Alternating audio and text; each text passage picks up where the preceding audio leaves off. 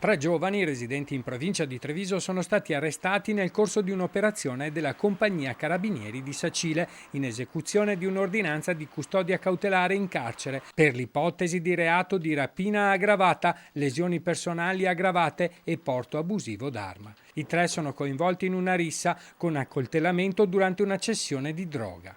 Il provvedimento restrittivo riguarda un ragazzo di 20 anni originario del Marocco e residente a Farra di Soligo, un 18enne di Pieve di Soligo e un altro 20enne di Conegliano, tutti con precedenti di polizia. Per gli stessi reati risulta indagato presso la Procura della Repubblica del Tribunale dei Minori di Trieste un 17enne di Pieve di Soligo, ora in stato di libertà.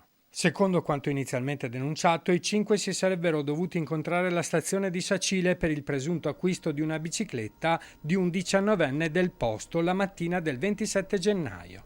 Dalle prime indagini dei carabinieri l'incontro invece era finalizzato alla cessione di 10 grammi di marijuana, ma durante le fasi della contrattazione ne era nata una colluttazione e il 19enne sarebbe stato ferito con un coltello da cucina dal cittadino marocchino. L'aggressione poi era continuata con pugni a volto e minacce di morte. Il giovane, finito a terra, era stato anche rapinato di portafogli e bicicletta.